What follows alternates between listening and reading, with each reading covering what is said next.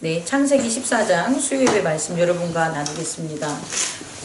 14장의 말씀은 이제 주제는 아브라함이 롯을 구출하는 건데 단순히 이 사건을 거기에만 집중하지 마시고 하나님께서 이 사건을 왜 일어나게 했는지, 또 이 사건에 있어서 아브라함이 어떤 역할을 했는지, 또 우리가 이 사건을 통하여 우리의 삶에 어떻게 적용할지 조금 더 깊이 이해하고 은혜를 나누는 시간을 가졌으면 좋겠습니다. 어쨌든 배경 설명으로 하자면 아브라함과 롯은 헤어져서 롯은 도시로 간 거예요. 간 이유는 물이 많기 때문에 살기 참 좋겠구나라고 해서 이제 그 요단강 동쪽으로 계속 가다 보니까 결국 소돔과 고모라라는 그 지경까지 이르게 된 거죠. 롯이 찾아간 거예요. 그때쯤 이제 어떤 일이 벌어지냐 봤더니 그 나라와 나라가 연합한 연합국끼리 아마 싸운 것 같아요. 그돌라오메를 섬기다가 제 30년에 배반한지라, 그러니까 그돌라오메를 배반한 사람들이 이제 전쟁을 일으킨 게 되겠죠. 근데 우리가 여기서 살펴볼 것은 뭐냐면 롯이 거주하는 소돔 왕과 고모라 왕이 있었던 그 진영이 있었다는 거예요. 싸움에 있어서. 근데 그 진영이 지게 된 거죠.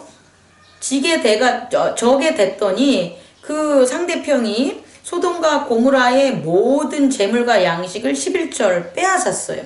그리고 그것만 빼앗은 게 아니라 12절에 소돔에 거주하는 아브라함의 조카 롯도 사로잡아 그 재물까지 노략질 해갔다라는 거예요.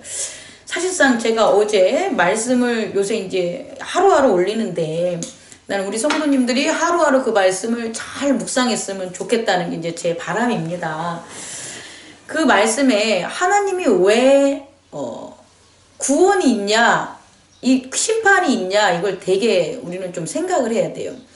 심판만 있는 게 아니에요. 하나님에게 있어서 심판은 반드시 무엇을 위한 거냐면 구원을 위한 거예요. 또 구원은 왜 하냐면 심판받지 않기 위해서 구원이 있는 거예요. 그러니까 하나님을 섬기는 우리들이 하나님을 이해할 때 가장 중요한 게 구원과 심판인데, 하나님이 생각하시는 구원과 심판이 뭔가 우리가 좀 이해를 해야 돼요. 만약에 하나님과 관계 없어요. 그러니까 구원받을 백성이 없다면 하나님이 과연 심판할 이유가 있을까? 우린 고민해 봐야 돼요. 구원받을 백성이 없는데 뭐하러 심판을 해요? 의미 없죠. 어차피 하나님과 떨어져 사는 그런 죄인데 때가 되면 어떻게 되냐면 다 불못에 던져지지 않겠습니까? 성경의 요한계시록 20장에 보면 그런 말씀이 나와요. 악한 자들은 악한 대로 내버려 두고, 죄 있는 자들은 죄 있는 자로 내버려 두고, 거룩한 자들은 거룩한 대로 내버려 둔다라는 그 말씀이 있어요. 다시 말해서 하나님이 개입할 이유가 아무것도 없는 거예요. 거룩한 자가 거룩하게 돼서 마지막 날에 구원을 받고, 악한 자가 악하게 내버려둬서 마지막 날에 불못에 던져지는 게 그게 이치인 거예요. 그런데 하나님은 사랑이시기 때문에 그 이치에 예외가 있는데, 그게 뭐냐, 그가 원하는 자, 그가 구원하는 자가 그 심판받을 곳에 있다면, 악에 있다면 악을 심판한다는 거예요. 그를 뭐 하기 위해서? 구원하기 위해서. 우리는 꼭 중요한 거예요. 오늘 두 번 이제 볼 텐데, 앞으로 발생할 때에 롯에 대한 구원은 여기에 있다라는 거죠. 롯이 그 소돔과 고모라에 거주하지 않았다면 아브라함이 소돔 왕을 도울 이유는 없다라는 거예요. 그런데 롯이 소돔 땅에 거주했기 때문에 붙잡혀 갔습니다. 그래서 아브라함이 롯을 구하기 위해서 간 거죠. 또 하나님은 그의 백성에게 이러할 때를 대비해서 항상 준비하신다. 그래서 우리가 살펴보면 14절에 보면 아브라함이 그의 조카가 사로잡혔음을 듣고 집에서 기르고 훈련된 자, 이 사병인데요. 집에서 기르고 훈련된 사병이 318명이래요. 318명이 사병이면 이거 되게 많은 거예요. 사병 500명 정도만 하면 고려시대 때 왕을 갖다가 이렇게 바꿀 정도의 그 능력이 있었단 말이에요. 그러면 지금 아브라함이 무슨 일을 하고 있나 우리는 살펴봐요. 아브라함이 제단만 쌓았고 하나님이 명령한 것만 따라가지고 곱게 온실 속에서 가나안 땅을 차지한 게 아니라는 거예요. 하나님의 말씀과 명령을 수행하는 것은 결국 인간이 생각할 수 없는 디테일한, 아까 장로님께서 말씀하신 것처럼 질서를 지킴으로 말미암아 강건하게 만드는, 우리가 지금 이 창세기 14장에서 살펴볼 수 있는 것은 아브라함이 사병 318명을 거느리고 전쟁을 할 수 있을 만큼 강한 그런 세력을 확장했다. 더불어 그가 탈취품을 갖다가 탐내지 않을 정도로 그에게는 풍요로운 뭐가 있냐면 먹을 것과 재산들이 있었다. 우린 이걸 주목할 필요가 있다라는 거예요.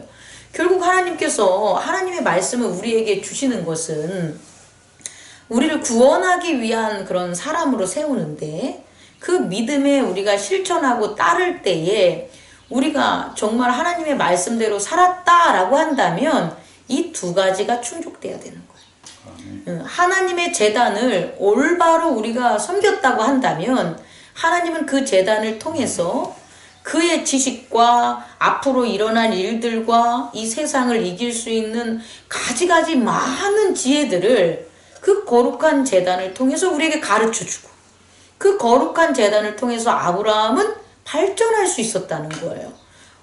저쪽 히브리인이라고 갈대아 우르에서 온 그 이방인이 이렇게 가나안에서 풍성하고 강하게 될 수 있었다는 것은 첫째, 제단밖에 없었다. 예배밖에 없었다라는 걸 깨닫기 바랍니다. 그래서 우리도 개인적으로 이 강한 자가 돼야 되는 거다. 강한 자가 되는 저와 여러분, 또 우리 행복나눔 교회가 돼야 된다. 그 강한 것은 세상에서 쌓아놓은 물질이 아니다. 그것은 믿음에서 얻을 수 있는 하나님의 복이다라는 것을 여러분 깨닫기 바랍니다. 그럼 두 번째, 아브라함이 받은 이 복은 거룩한 제단을 섬기면서 받은 복인데, 그럼 어떤 복이냐라는 걸 우리가 구체적으로 봤을 때, 아브라함이 그들로메와 싸워서 이기고 쳐부시고 돌아올 때에 소돔 왕이 샤오의 골짜기, 곧 왕의 골짜기에 나와서 그를 영접했다라고 17절에 나와요. 다시 말해서 제단을 섬기고 살아온 사람은 이 세상 왕들에 대한 영접을 받아요. 이 말이 뭐냐면 결국은 세상 사람들한테 비판을 받는 게 아니라 칭찬을 받고 칭송을 받는다는 거예요. 우리는 오늘날 교회들이 많은 사람들의 비판을 받습니다. 근데 그 많은 사람의 비판을 받는 이유를 뭐냐 보면 그들이 잘못 하나님을 섬겼기 때문이라는 거예요. 결국 거룩한 제사와 하나님을 온전히 섬겼다면 아브라함처럼 이와 같은 칭송을 받아야 된다는 거죠. 이 칭송은 결국 뭐냐면 복입니다. 우리가 창세기 12장에서 살펴본 것처럼 너에게 복을 빈 자는 복을 받을 것이요, 너를 저주한 자는 저주를 받을 것이라는 게 아브라함에게 준 거예요. 결국 뭐냐면 하나님을 예수 그리스도 이름으로 잘 섬기는 자들은 복 받는 일을 한다는 거죠. 그게 누구냐? 하나님에게 복을 받는 게 아니라 세상 사람들이 인정한다는 거예요. 믿고 따른다는 거예요. 그게 하나님의 복에 대한 확신이 돼야 된다는 걸 우리는 알아둬야 되는 거지. 세상 사람들은 다 욕하는데 하나님은 우리를 복 줄 거야 라는 잘못된 신앙에서 우리는 벗어나야 된다. 그건 이단의 도다. 그리고 또 보니까 살렘 왕 멜기세덱이 떡과 포도주를 가지고 나왔으니 그는 지극히 높으신 하나님의 제사장이다. 다시 말해 살렘 왕이 이 아브라함에게 축복하여 천지의 주제시요 지극히 높으신 하나님이여 아브라함에게 복을 주옵소서 해서 직접적으로 아브라함이 어떻게 복을 받았나를 우리는 살펴볼 수 있어요. 이것은 단지 살렘 왕뿐만 아니라 그 이전에 13장에서 애굽에 내려갔을 때 애굽 왕이 하나님이 치심을 경각하고 아브라함에게 그가 가졌던 여러 가지 양과 풍부한 것을 주잖아요. 아내를 갖다가 뭐 범하는 그런 거에서 벗어날 수 있게 돼가지고, 만약에 아브라함이 아니었다면 그는 하나님의 심판으로 죽었겠죠. 근데 아브라함이 자기에게 있는 것 자체가 그들에게 구원할 수 있는 기회라는 걸 깨달았기 때문에 아브라함에게 금과 은과 양을 준 거지. 아브라함이 그와 같은 하나님의 의로운 자가 아니었다면 뭐하러 아브라함에게 금과 은과 양들이나 이런 걸 줬겠냐는 거예요. 결국은 아브라함은 그렇게 어떻게 했다는 거예요? 강성하게 됐다라는 거예요. 하나님을 나타내고 하나님의 말씀을 실천함으로 그는 하나님의 복을 받아서 부유하고 강건하게 됐다라는 것을 우리는 깨닫기를 바랍니다. 그래서 세 번째, 살렘왕이, 소돔왕이 이제 뭐라고 하냐면 아브라함에게 사람은 내게 보내고 물품은 내가 가져라 라고 할 때 아브라함이 뭐라 그러냐면 나는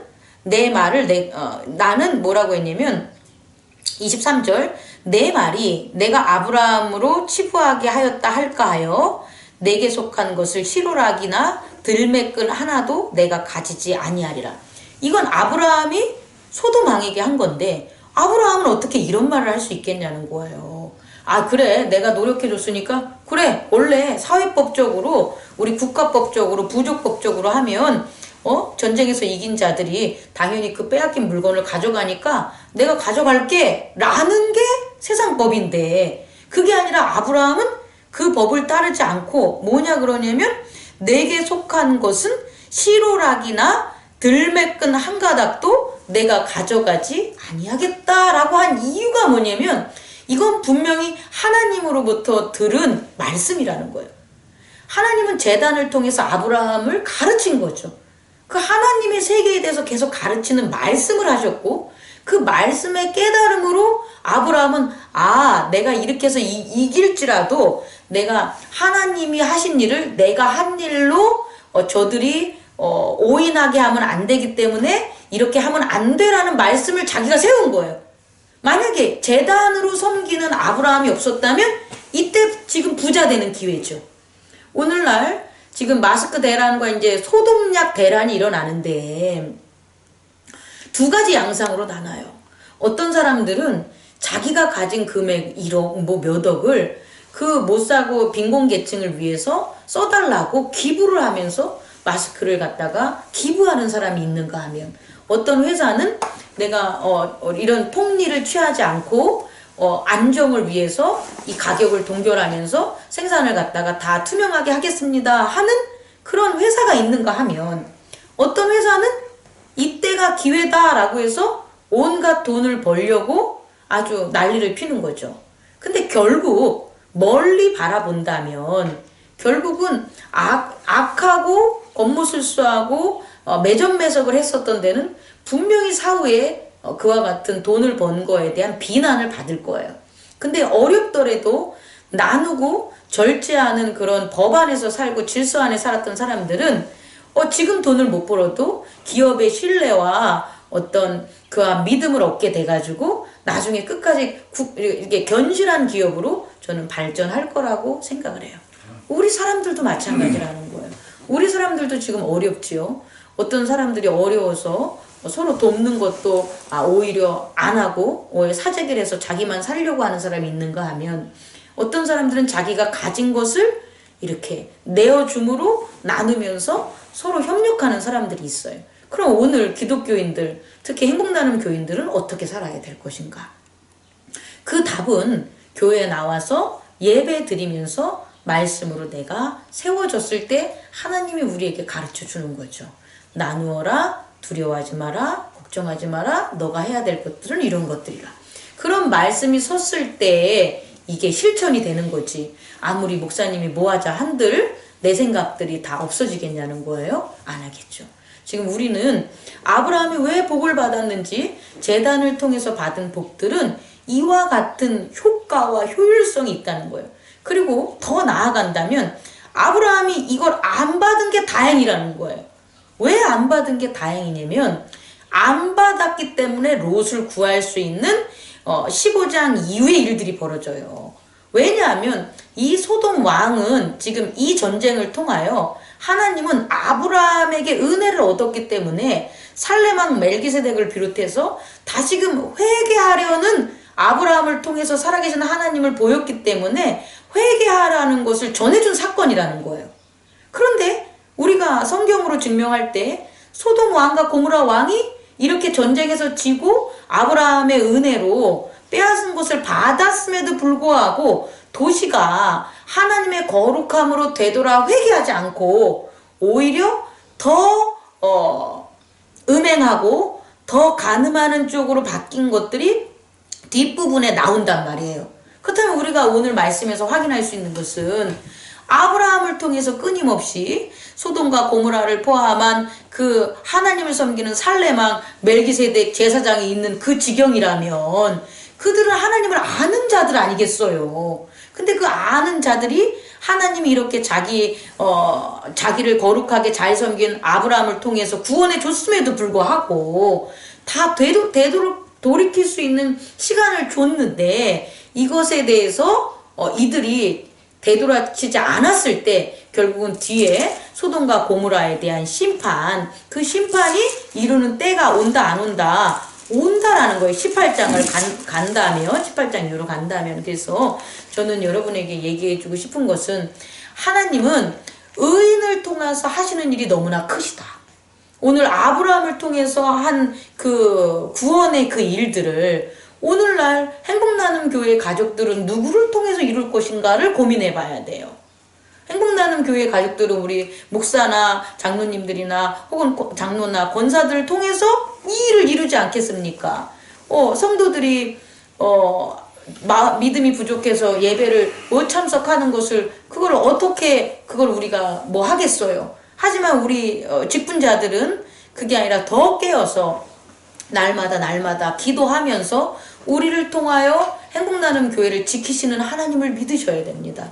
저 목사를 통해서 행복나눔 교회 교인들을 지키시는 하나님을 저는 믿습니다. 제가 여러분 스스로 각자가 더 거룩하게 하나님 앞으로 다가오고 재단을 지키고 생명을 지키고 말씀을 따를 때에 우리 행복나눔 교회의 성도들을 하나님은 주야로 눈동자같이 지켜주심을 믿습니다. 그런 실천을 저와 여러분이 하시길 바라고요. 두 번째는 이런 어지러울 때에 이렇게 아브라함에게 그 검은 돈들, 이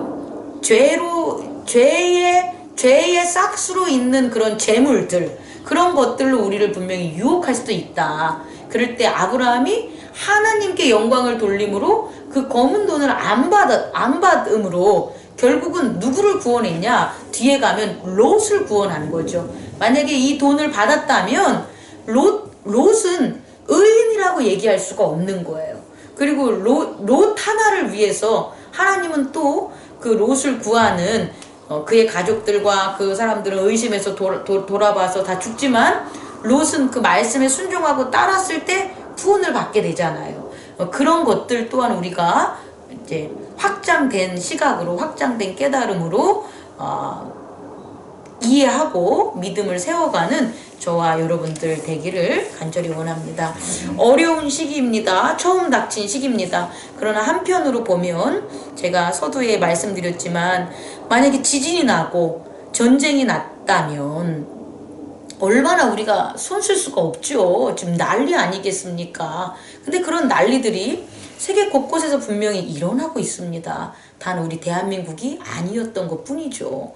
근데 지금에 일어나는 코로나19에 대한 이 질병은 충분히 우리가 대응할 수 있어요. 대응할 수 있는 것을 두려워할 필요는 없다. 대응을 철저하게 하는 저와 여러분들 되기를 원합니다. 그 대응에는 희생과 절제와 인내가 필요하겠죠. 그동안 돈만 벌려고 정말 돈이라는 게 건강하고 먹고 건강하고 가족 간에 어떤 안전이 보장되려고 돈을 버는 거지. 그게 아니라 축적성 재물을 갖다 과시하는 그런 것으로 벌었다면 이제 우리 대한민국이 좀 바뀌어야 될 시간이다. 우리가 살아가는 것만으로도 그 귀한 시간들이기 때문에 서로 나누고 이 부에 대한 새로운 어떤 패러다임의 전환이 필요할 때가 아닌가라는 그런 생각을 합니다. 기도하시고 대처하고 또 이 어려운 시기에 그런 모습들을 통하여 많은 회개하는 사람들이 일어나기를 원하고 그 회개함을 통해서 또 하나님의 의로운 통치하심과 또 은혜와 능력이 우리 안에 펼쳐지기를 소망합니다. 기도하겠습니다. 꺼주시기 바랍니다.